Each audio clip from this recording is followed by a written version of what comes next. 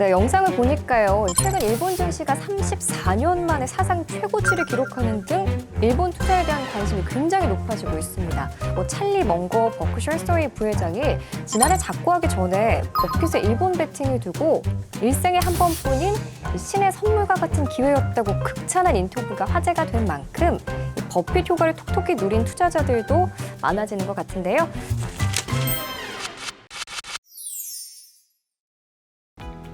경제가 어려우면 시황스쿨.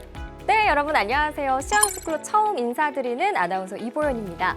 여러분 지금 이 영상 뭘로 보고 계신가요? 스마트폰? TV? 컴퓨터? 뭘로 보시든 간에 지금 오늘의 주제인 이게 없으면 보기가 힘드실 것 같은데요. 네, 시황스쿨 오늘의 주제는 바로 산업의 쌀이라고 불리는 반도체를 만드는 데 필요한 소재, 부품, 장비, 바로 반도체 소부장 산업인데요. 그중에서도 특히 요즘 전 세계에 주목을 받고 있는 일본 소부장 산업에 대해서 두 전문가분과 함께 얘기 나눠보도록 하겠습니다.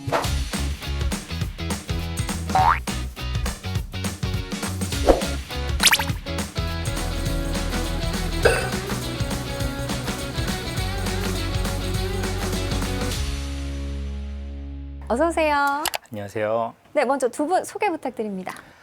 안녕하세요. 하나자산운용 ETF 매니저 전상훈입니다. 안녕하세요. NH투자증권에서 일본 주식시장 담당하고 있는 애널리스트 김채윤입니다. 네, 반갑습니다. 매니저님, 최근에 개최된 세미콘 코리아 2024에 직접 다녀오셨다고 들었는데 현장 분위기 궁금하거든요. 영상으로 먼저 보시고 저희 시작해보도록 하겠습니다.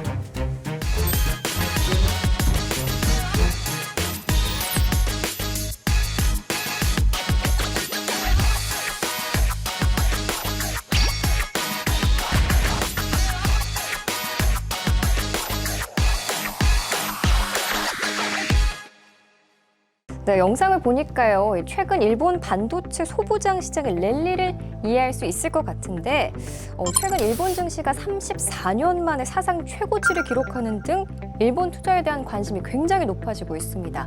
일확개미라는 말도 나오고 있고요. 그러면 이렇게 일본 주식시장이 지금 뜨거운 이유가 뭔가요? 최근 일본 증시의 급상승 이유를 좀 꼽아보자면 먼저 두 가지는 많은 분들이 아실 만한 경제적인 배경입니다. 일본 경제가 GDP 1% 전후로 확대의 국면에 들어섰다라는 모습입니다. 예. 즉 디플레이션을 탈피하고 있다 이렇게 봐주시면 되는 것 같고, 두 번째는 다들 일본 여행 많이 가시는데요. 15년 만에 엔화가 최저치를 기록하고 있습니다. 지금 이 엔화 약세는 당분간 좀 지속될 수 있다라고 좀 보여지고 있습니다. 다음은 정책적인 배경인데요. 도쿄 증권거래소에서 기업 경영 변혁 촉진책을 시행하고 있고요. 신니사라고 있는데 이 신니사를 개시를 하면서 적립식으로 다음 세대에 물려주는 식의 사회적인 추진이 일어나고 있습니다. 마지막으로는 최근 아시다시피 미국의 장기금리가 급등하다가 다시 좀 저하하는 모습을 볼 수 있었는데요.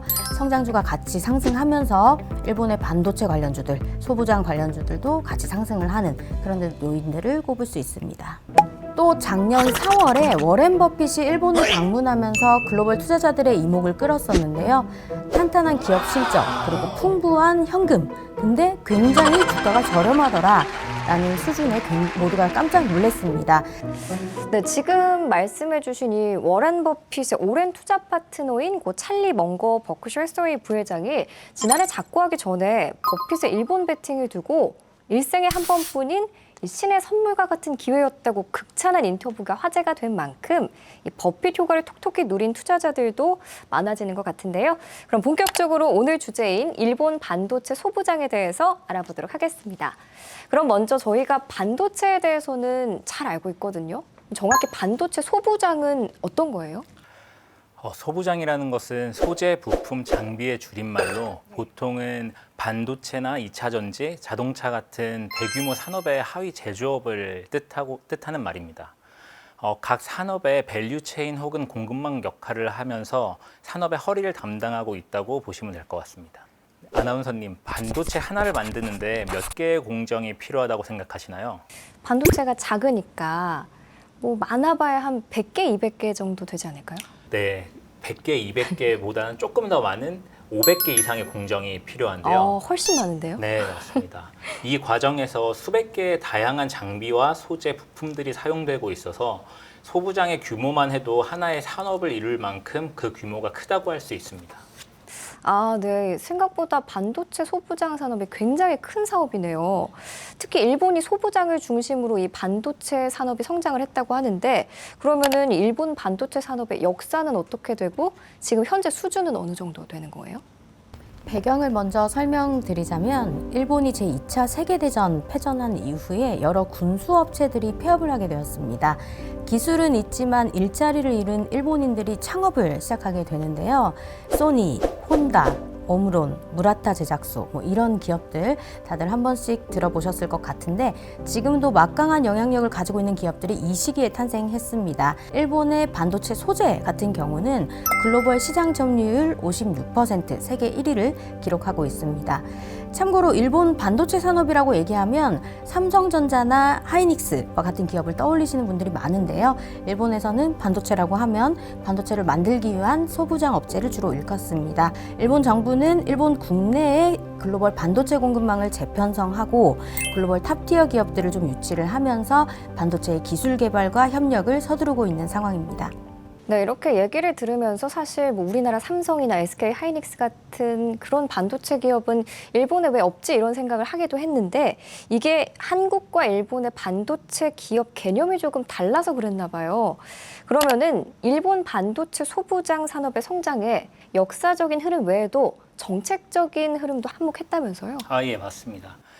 아까 잠깐 언급이 됐었는데 2차 세계대전 이후로 일본의 소부장 산업이 급성장하는 계기가 하나가 있는데요. 혹시 뭔지 아실까요? 이렇게 질문을 주시는 거 보니까 한국과 연관이 돼 있을 것 같아요. 한국 전쟁 아닐까요? 예, 맞습니다.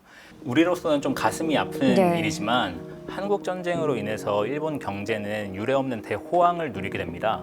이 기간 동안에 약 600억 달러, 현재 가치 기준으로는 1천조 원가량 경제적 효과를 누린 것으로 추정되고 있는데요. 예. 이것을 바탕으로 일본은 산업 전반적으로 기술력과 자본력을 확충하게 됩니다. 네, 그리고 일본 정부의 정책적 기반을 토대로 기술력을 향상할 수 있는 기회를 마련하게 됩니다. 일본 과학기술 3대 프로젝트라고도 하는데요. 남극 탐험기지 건설, 우주 개발, 하와이 스바루 전체 망원경 등 국가 규모의 프로젝트 진행을 하면서 해외 기업이 아닌 자국 기업을 우선순위로 참여를 시키고 또 적극적인 지원을 하게 됩니다. 이런 경험들을 통해서 일본 소부장 기업들이 기술력을 축적해 나가는 배경이 되었고 이러한 소부장들은 반도체뿐만 아니라 자동차, 로봇 등에도 활용되며 글로벌 시장을 점유해 나가고 있습니다. 네, 이렇게 정책적 기반과 더불어서 실증하고 발전시킬 수 있는 기회까지 주어지다 보니까 기업이 성장을 안 할래 안 할 수가 없을 것 같아요. 또 최근에 삼성전자가 3천억 원을 들여서 R&D 센터 공장을 짓는다고 발표를 했고 뭐 대만의 TSMC나 미국의 인텔 등 일본 투자 소식이 계속 전해지고 있는데 이런 세계 굴지 기업들이 괜히 일본에 투자하는 건 아닐 거 아니에요? 네, 맞습니다. 글로벌 기업들이 일본에 투자하는 이유는 크게 두 가지가 있습니다. 작년부터 진행되고 있는 미국과 중국의 갈등으로 인해서 일본이 수혜를 보고 있다는 것입니다. 미국이 중국을 겨냥한 반도체 장비 규제를 발표하고 있고 중국 역시 미국 마이크론을 제재하는 등 갈등이 지속되고 있는 상황입니다. 이런 상황 속에서 2022년 미국의 주도하에 칩4 협력 체제가 결성되며 하나의 연결고리가 이루어지면서 상대적으로 지정학적 리스크가 적은 일본이 주목받고 있습니다. 두 번째로는 일본 정부의 반도체 지원 정책으로 인한 수혜입니다.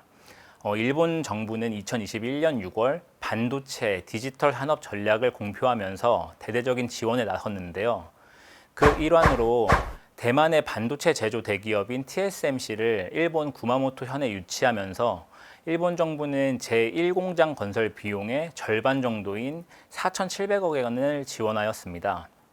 이러한 지원을 통해 일본 정부는 전 세계 주요 반도체 기업들을 일본에 유치하여 반도체 생태계를 조성하려는 계획을 진행하고 있습니다. 말씀 들어보니까 이 보조금 규모가 정말 어마어마한데 그만큼 일본 정부가 얼마나 유치에 진심인지 알 수 있었던 것 같습니다. 그러면 이제 중요한 게 일본의 반도체 소부장 기술력이 어느 정도고 또 뭐 대표적인 사례 같은 게 있을까요? 네, 반도체 수출 규제가 걸렸을 때인데요. 그때 총 3가지 수출 규제가 있었는데 그중에 2가지는 우리나라가 거의 다 따라잡았다고 합니다. 네, 한 가지 못 따라잡은 게 있는데 그게 바로 감광액 포토리지스트입니다. 이 포토리지스트 같은 경우는 일본의 JSR, 도쿄 옥화공업, 스미토모 화학 이런 기업들이 글로벌 점유율 90%를 차지를 하고 있는데요. 하나 기업을 좀 소개를 시켜드리자면 디스코라는 후공정 업체가 있습니다. 디스코는 다이서랑 그라인더, 이제 후공정 장비를 만드는 기업인데요. 디스코 같은 경우는 미세한 다이아몬드를 부착해서 세계 최초로 숫돌 기술을 반도체 제조 공정에 도입한 회사입니다. 반도체 제조 기업은 높은 정확도와 내구성을 요구하고 있어서 생산량이 많고 동일한 장비를 배치하는 경향도 있기 때문에 독과점 분야입니다. 범용형 실리콘 웨이퍼의 전 세계 점유율 1등인 기업이 시네츠 화학공업인데요. 반도체 업황 호조의 수혜를 톡톡히 차지하면서 사상 최대 실적을 경신 중에 있습니다. 그리고 도쿄 일렉트론이라고 많이들 아시겠지만 일본 반도체 소부장의 대장주입니다. 현재 글로벌 반도체 시장에서 쿼터 디벨로퍼부터 식각, 세정, 모든 공정 장비를 가지고 있는 기업은 도쿄 일렉트론밖에 없고요. 쿼터 디벨로퍼는 거의 독점 수준이다 이렇게 보시면 될 것 같습니다. 네, 각각의 기업들 지금 소개를 해주셨는데 이와 관련해서 또 재밌는 사례가 있다고요? 예, 아까 말씀하신 기업들 중에서 디스코라는 기업이 있습니다. 반도체 웨이퍼를 자르는 과정을 다이싱이라고 하는데 이 분야에서 디스코라는 기업이 얼마나 독보적인지를 지금 제가 가지고 있는 요 쌀과 그리고 요 A4 용지를 통해서 기술력을 증명해서 일본에서 화제가 되기도 했습니다. 아까 제가 흔들었던 그 쌀이네요. 예, 맞습니다. 지금 자료 화면에서 보시는 것처럼 쌀알보다 작은 퍼즐을 오차 없이 새기는 레이저 다이싱 기술을 시연하기도 했고 오. 그리고 디스코의 다이싱 블레이드 기술을 활용해서 A4 용지를 계속 반으로 잘라 머리카락보다 더 작은 마이크론 단위의 사이즈로 만드는 과정을 시연해서 그 기술력을 증명하기도 했습니다. 사실 감이 잘 안 오거든요. 쌀알보다 작은 퍼즐이라는 게 이 정도 기술력은 가져야지 좀 소부장의 명함을 내밀 수 있나 봐요.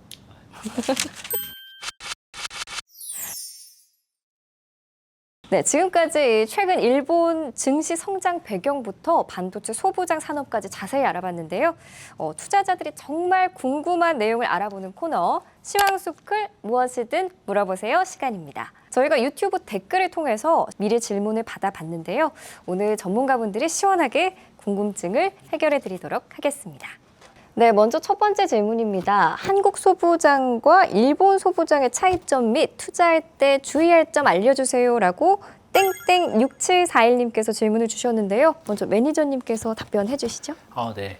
우리나라에서 소부장이라고 하면은 많은 사람들이 대기업이 아닌 시가총액이 좀 작은 중소기업을 떠올리는 분들이 많으실 건데요. 네. 근데 일본 반도체 소부장 기업들은 중견 기업 이상의 규모를 가진 기업들이 많아서 그것이 좀 다른 점이라고 할 수 있습니다. 간단한 예로 일본 반도체 소부장 기업을 이야기할 때 빠지지 않는 기업인 도쿄 일렉트론의 경우에는 우리나라 코스피 시가총액 2위인 SK 하이닉스 시가총액 약 100조보다 그 큰 규모의 회사라고 할 수 있습니다. 네, 한국과 일본의 소부장 기업들은 시가총액 같은 기업 규모가 다르다는 점 주의하셔야겠습니다. 네, 두 번째 질문입니다. 일본의 소재와 부품, 장비가 중요한 이유는 뭐고 일본의 장점이 무엇 때문인지 궁금하네요 라고 땡땡 포니님이 질문 주셨는데요. 이건 애널리스트님께서 답변해 주시면 되겠습니다.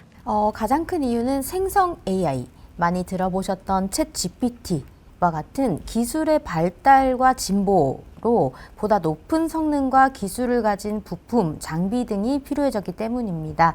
이거는 반도체가 미세화되고 있고 적층화되고 있다라는 거기 때문인데요. 이 소부장의 중요성을 더욱 강조시키면서 일본 업체들의 기술력이 돋보이게 되고 있는 상황입니다. 네, 답변이 도움 되셨기를 바라고요. 마지막 질문입니다. 사실 마지막 질문은 제가 좀 궁금해서 써봤는데 일본 주식시장의 거래 단위가 우리나라 주식시장이랑은 조금 다르다고 하더라고요. 왜 다른 거예요? 일본 주식시장은 우리나라 주식시장이랑 결정적으로 다른 점이 하나가 있는데요. 그거는 바로 단원주 제도라는 것입니다. 그게 어떤 것이냐면은 바로 우리나라 주식시장처럼 주식을 한 주씩 사고 팔 수 있는 게 아니고 100주 단위로 사고 팔아야 한다는 것입니다. 그러면은 무조건 100주씩 사야 되는 거예요? 예, 맞습니다. 그래서 이게 만약에 한 주당 가격이 1만 엔 그리고 원화로 약 9만 원 정도라고 한다면 한 번 거래를 하기 위해서는 최소한 100주, 금액으로는 900만 원 이상을 투자해야 하는 것이죠.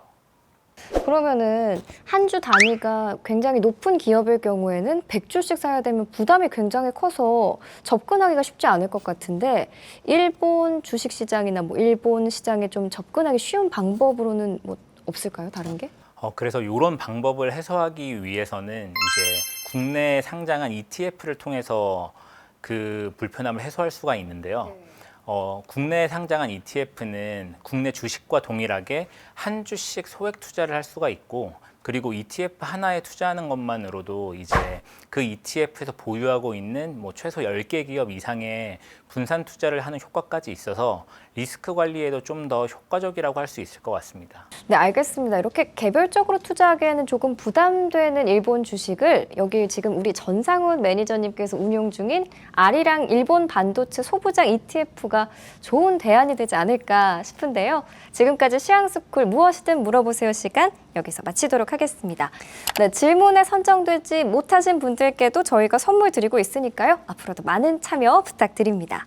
끝으로 일본 반도체 소부장에 관심 있는 시청자분들께 일본 반도체 소부장 산업의 전망과 또 투자 유의사항이 있다면 각각 한마디씩 해주시면 좋겠습니다. 먼저 저부터 네. 말씀을 드리자면 현재 일본에서는 공급망 회복 그리고 재편성에 따른 기업들의 생산 회복이 가장 큰 경제 성장 원동력으로 작용하고 있습니다.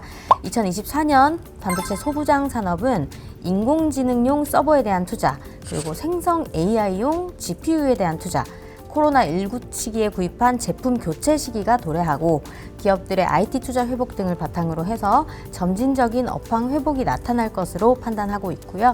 일본 반도체 소부장에 대한 글로벌 수요 역시 지속될 것이다 이렇게 판단하고 있습니다. 일본 반도체 소부장 기업들은 글로벌 점유율 수민위권인 기업들이 많아서 반도체 업황이 좋다면 그 수혜를 그대로 누릴 수 있는 테마입니다. 더군다나 반도체 소재, 부품, 장비 산업은 고도의 기술력을 필요로 하기 때문에 진입 장벽이 높아 후발주자들이 쉽게 들어오기는 어려운 산업입니다. 다만 불확실한 반도체 수요 예측으로 인한 설비 투자 비용 증가나 재료 비용 급등으로 인한 고정비가 증가하는 경우엔 악재로 작용할 수 있으니 투자에 유의해 주시기 바랍니다. 네, 설명 잘 들었습니다. 그럼 다음 시간에는 전상훈 매니저님이 운용 중인 ETF죠. 국내 최초로 일본 반도체 소부장 기업에 투자하고 엔저 시대의 환차익을 통한 추가 이익까지 기대해 볼 수 있는 아리랑 일본 반도체 소부장 ETF에 대해 더 자세히 알아보는 시간 가져볼 테니까요. 많은 관심 부탁드립니다. 네, 오늘 시황스쿨 일본 반도체 소부장 편 시청자분들께 진심으로 많은 도움 되셨기를 바라겠습니다. 오늘 수고해주신 애널리스트님과 매니저님께도 다시 한번 감사의 말씀 드리겠습니다. 고맙습니다. 감사합니다. 고맙습니다.